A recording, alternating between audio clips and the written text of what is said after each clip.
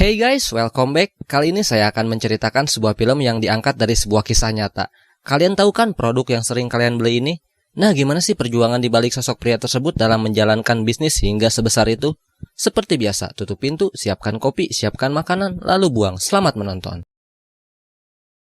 Film akan berfokus pada seorang pria yang bernama Top Itipat. Pria ini kurang memiliki nilai baik di sekolahannya, dikarenakan kerjaannya hanya bermain game. Bahkan saat jam pelajaran pun dia sempat-sempatnya bermain. Saat sedang bermain, tak disangka ada gamer lain yang menawarkan salah satu itemnya dengan harga yang cukup mahal. Di mana Itipat yang tidak memiliki rekening bank pun segera meminjam akun milik pamannya. Lantas pergi bersama pamannya ke bank untuk mencairkan uang tersebut. Dengan uang sebanyak itu tentu Itipat merasa sangat senang. Itipat yang sudah memainkan game tersebut cukup lama pastinya banyak sekali item yang sudah berhasil dia kumpulkan. Karena di setiap satu itemnya saja dia jual dengan harga yang cukup mahal. Kemudian dengan uang segini banyaknya, Itipat pun lalu membeli sebuah mobil dan menjadi murid pertama yang mengendarai mobil ke sekolahan. Itipat pun menjogok security dengan memberikannya uang, yang membuatnya dipanggil oleh kepala sekolah. Kemudian kita diperlihatkan seorang wanita yang bernama Lin. Dia merupakan pacar Itipat. Kemudian Itipat mengajak Lin jalan-jalan.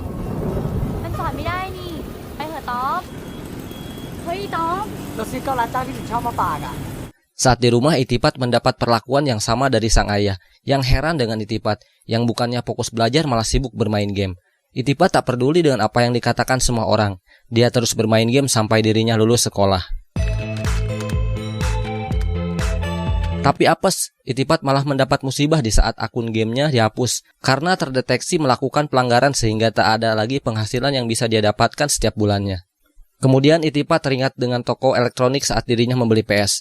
Di situ ada DVD player yang harganya murah. Lalu Itipat pergi ke toko tersebut dan membeli 50 unit DVD dengan maksud akan dijual kembali dengan harga yang lebih tinggi. Tetapi saat dites ternyata DVD tersebut sudah rusak. Kemudian Itipat kembali ke toko tersebut dan komplain. Akan tetapi dia malah ditampar ketika tak sengaja memecahkan kaca etalase dan membuat Itipat lari. Saat pulang, Itipat melihat sang ayah yang sedang berjalan kaki. Lantas dia meminta ayahnya untuk naik. Setelah mengetahui bahwa mobil ayahnya sudah dijual, yaitu untuk melunasi hutang ke bank. Diketahui bahwa bisnis ayahnya sedang terancam bangkrut. Namun sang ayah yang masih peduli dengan pendidikan anaknya pun rela menjual barang-barang berharganya agar Itipat bisa kuliah. Tak ingin menyusahkan orang tuanya, Itipat mengatakan kepada ayahnya bahwa dirinya bisa hidup mandiri. Itipat pun menolak uang dari ayahnya dan justru menjual perhiasan milik ayahnya untuk biaya masuk universitas. Itipat yang sudah tahu rasanya mencari uang, dia pun memilih untuk meninggalkan kelas dengan meletakkan sebuah alat rekam agar nantinya dia bisa belajar di rumah. Lalu Itipat pergi ke mall untuk mencari peluang bisnis. Di situ ada sebuah alat penggoreng kacang. Itipat pun kemudian membeli alat tersebut untuk memulai bisnis barunya, yang mana hal tersebut kembali mendapat pertentangan dari sang ayah. Hari demi hari Itipat pun lalui dengan bolos kuliah dan pergi ke jalanan untuk observasi mengenai cara membuat kacang goreng yang enak. Itipat mulai mencatat setiap detail dan mempraktekkan sendiri cara membuat kacang yang hampir mirip seperti kacang yang sering dijajakan di pinggir jalan. Dan untuk pertama kalinya Itipat pun menyuruh si paman untuk mencoba kacang tersebut. Dan setelah dicoba rasanya tidak terlalu buruk. Dengan keyakinannya Itipat memutuskan untuk berjualan di mall dibantu si paman.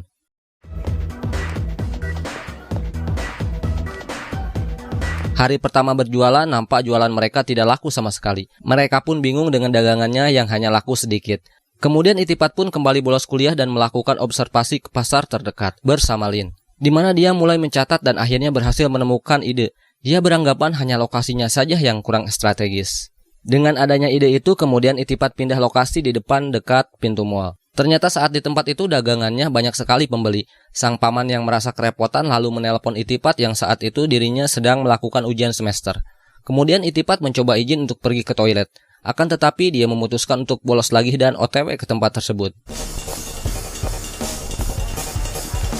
Saat di tempat mereka sangat kewalahan akan adanya pembeli yang lumayan banyak. Setelah mereka rehat, mereka mulai menghitung keuntungannya. Itipat tidak puas dan berinisiasi untuk menambah cabang agar keuntungannya lebih banyak. Namun sang paman hanya berpesan jangan terburu-buru dalam melakukan hal. Tetaplah sabar dan tekuni yang ada dulu. Namun Itipat malah mempekerjakan karyawan. Yang kita tahu usahanya itu belumlah besar dan penghasilannya pun cukup kecil. Kemudian di situ ada Lin dan memberitahukan Itipat untuk fokus kuliah. Lin mengetahui di mana nilai Itipat sangatlah buruk. Tak lama kemudian, Itipat mendapatkan kabar bahwa dia telah dikeluarkan dari universitas karena terus bolos di saat ujian. Di saat usahanya mulai lancar, ada saja hambatan, di mana saat itu manajer mall komplain mengenai atap mall yang kotor, terkena asap. Lalu si manajer menyuruh Itipat untuk membersihkan atap tersebut. Kalau Itipat menolak, kontraknya akan diputuskan saat itu juga. Saat membersihkan atap tersebut, ibunya Itipat pun ada menemaninya.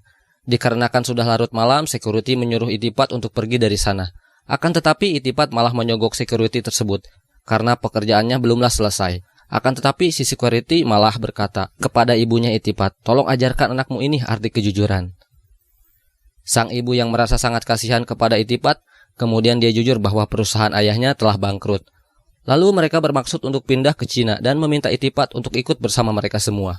Itipat yang sudah merasa bahwa dirinya bisa sukses di sini dan memutuskan untuk tidak ikut dan tetap tinggal bersama pamannya. Dan akhirnya keluarga Itipat pun tetap pergi ke Cina dan meninggalkan Itipat. Setelah itu Itipat mendapatkan kabar buruk saat manajer mall memutuskan kontrak dikarenakan atap mall yang masih kotor. Ditambah ayahnya bangkrut, lalu kuliah dikeluarkan, rumahnya disita. Itipat harus mengalami kekecewaan. Itipat tidak memiliki apa-apa lagi selain si paman yang selalu menemaninya. Saat Itipat bertemu dengan Lin, Lin marah karena tidak adanya kabar sama sekali. Kemudian Itipat menjelaskan semuanya. Setelah mendengar semuanya, Lin pun menyarankan untuk daftar kembali kuliah, karena pendidikan sangatlah penting daripada uang. Lalu Lin menawarkan Itipat rumput laut goreng yang sangat enak. Dan akhirnya Itipat mempunyai ide untuk membuka bisnis rumput laut goreng, yang dimana Itipat ingin membuat rumput laut yang tahan lama. Lantas dia pergi ke dosen teknologi pangan. Itipat ingin mencari tahu bagaimana cara mengawetkan makanan. Sambil menceritakan semua kisahnya, dosen itu merasa sangat simpati. Lalu dosen itu pun memberitahukan kalau ingin mengawetkan makan harus mempunyai alat penyedot oksigen dan membungkus bersama kemasan tersebut, sehingga membuat makanan itu awet hingga berbulan-bulan. Setelah mendapatkan informasi, Itipat bergegas menjual semua barang-barang yang dia miliki. Kemudian Itipat mulai menggoreng rumput laut tersebut, dibantu oleh si paman. Itipat menggoreng satu persatu hingga menemukan rumput laut goreng yang benar-benar enak. Wah. Akan tetapi si paman yang kelelahan harus segera dibawa ke rumah sakit. Jujur, prosesnya benar-benar pusing, stres, aya-aya wae gitu hambatan teh. Namun Itipat yang punya mental sukses, Itipat kemudian kembali ke rumah setelah membawa pamannya. Lalu Itipat terus berusaha kembali menggoreng rumput laut yang tersisa di dalam dus. Namun Itipat merasa terkejut saat merasakannya, yang ternyata rumput laut tersebut sangat enak sekali. Setelah diselidiki, ternyata rumput laut tersebut terkena air hujan, yang membuatnya menguap dan menghasilkan rasa yang sempurna. Setelah itu Itipat kembali berjualan di mall tersebut setelah pamannya sembuh, tanpa perlu khawatir sedikit pun atapnya kotor. Merasa bisnisnya kali ini sukses, Itipat kemudian menghubungi ayahnya dan menanyakan berapa hutangnya. Namun alangkah terkejutnya saat Itipat mendengar hutang tersebut yang berjumlah 12 miliar, sehingga membuat Itipat lemas tak berdaya sambil pergi ke rumah yang telah disita oleh bank. Jika dipikir-pikir, butuh berapa lama untuk menghasilkan uang sebanyak itu? Kemudian Itipat mendengarkan sebuah rekaman yang berisi tentang jalan menuju sukses. Namun baterai di rekaman itu malah habis. Lantas dia pergi ke sebuah supermarket yang bernama 7-Eleven untuk membeli sebuah baterai. Saat itulah Itipat melihat terdapat banyak produk yang dijual di situ, sehingga Itipat mempunyai ide untuk menjual rumput lautnya di situ.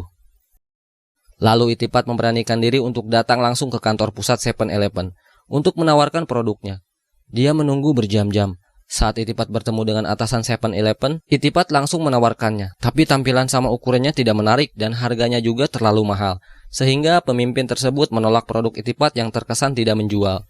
Kemudian Itipat pulang. Lalu muncullah Lin yang meminta Itipat untuk menuruti keinginan keluarganya dan melanjutkan kuliahnya. Bahkan Lin menawarkan Itipat uang sebagai bantuan. Jelas, membuat Itipat merasa sangat tersinggung dan mengatakan aku tidak membutuhkan uang itu dan memilih untuk melanjutkan mimpinya menjadi pengusaha sukses. Lin yang merasa Itipat keras kepala kemudian memutuskan untuk menyudahi hubungannya. Lalu Itipat tak peduli dan fokus kembali usahanya. Dia lalu mencari solusi agar produknya bisa diterima. Lantas dia pergi ke percetakan kemasan untuk mencetak ulang kemasannya itu dan mengganti namanya menjadi Tao Kainoi. Setelah merasa cukup menjual, Itipat kembali ke kantor pusat 7-Eleven dan menunjukkan kembali kemasan barunya.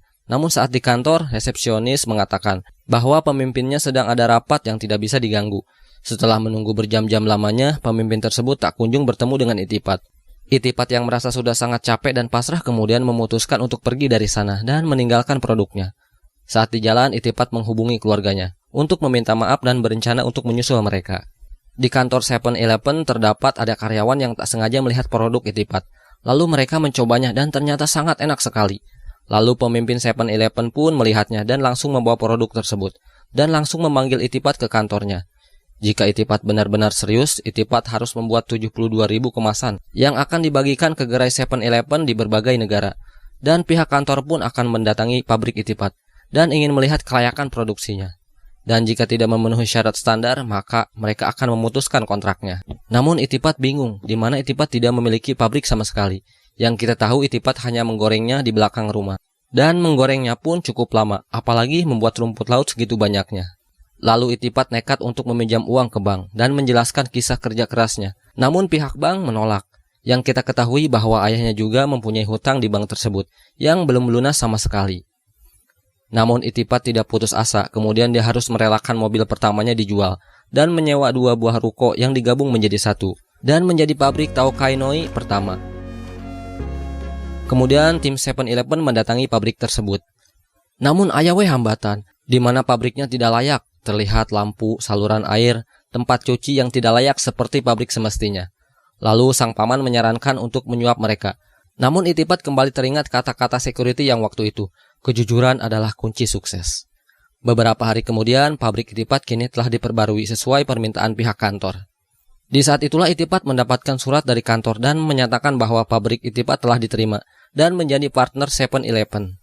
Keesokan paginya terlihat mobil yang ingin mengangkut produk Itipat, di mana Itipat sangat bahagia dan langsung memeluk si paman, di mana kita tahu si paman yang selalu menemaninya hingga saat ini.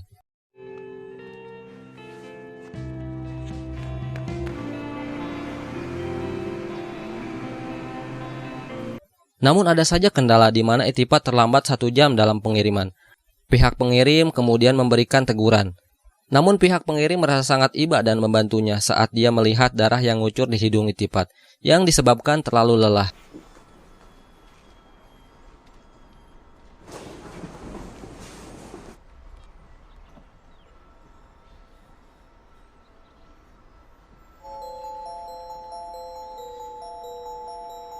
Setelah kerjasama dengan 7-Eleven, Itipat berhasil melunasi hutang ayahnya yang berjumlah 12 miliar. Dan pada saat itu Itipat mempunyai ribuan karyawan dan berhasil mengirimkan semua produknya ke berbagai negara. Dan omsetnya pun diperkirakan mencapai ratusan miliar dalam setahun. Dan film pun selesai. Nah, itulah kisah nyata dari seorang pria muda berusia 26 tahun yang bernama Top Itipat yang berhasil menjadi seorang miliuner. Oke guys, sepertinya segitu dulu di pembahasan kali ini. Semoga kalian semua terhibur. Sampai jumpa di next video.